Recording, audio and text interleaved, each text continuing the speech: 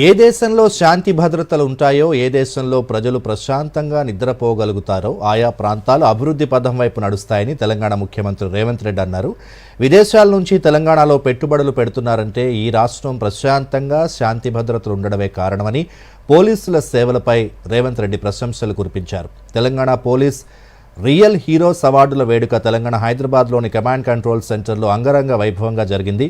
వృత్తి ధర్మంలో ధైర్య సాహసాలతో పనిచేసిన 22 మంది పోలీసులను రియల్ హీరోస్గా అవార్డులను ప్రదానం చేశారు. ఈ అవార్డులను పోలీసులకు అందించిన అనంతరం సీఎం రేవంత్ రెడ్డి మాట్లాడుతూ ఈ సందర్భంగా పోలీసుల సేవలపై ప్రశంసలు కురిపించారు. రాష్ట్రంలో అంతర్గత శాంతి భద్రతల్ని హోంగార్డ్ మొదలుకుని డీజీపీ వరకు దాదాపు 90,000 మంది సిబ్బంది 4 కోట్ల తెలంగాణ ప్రజల్ని కంటికి రెప్పలా కాపాడుతున్నారని అన్నారు.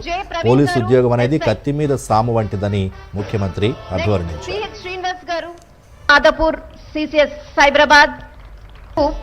ప్రిజన్ క్లబ్ లో జరిగిన ఘటనలో బుల్లెట్ గాయాలకి కూడా భయపడకుండా ఎదురెళ్లారు. రియలీ గ్రేట్ గా చేస్తున్నారు ఈయన. 15 చోట్ల కత్తి గాయాలయ్యే.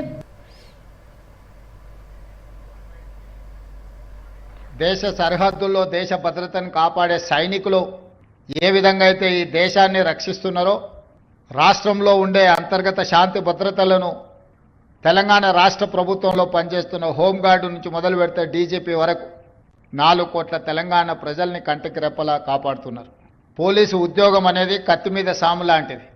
ఉద్యోగ ధర్మంలో విధి నిర్వహణలో పోలీసులు 100% కష్టిస్తున్నారు. కాబట్టే ఈరోజు ప్రశాంతంగా తెలంగాణ రాష్ట్రం ఉన్నదు అని చెప్పి నేను రాష్ట్ర ముఖ్యమంత్రిగా హోంశాఖ నా ఆధ్వర్యంలోనే ఉంది ఈరోజు నేను అధికారికంగా చెప్పగలుగుతున్నా.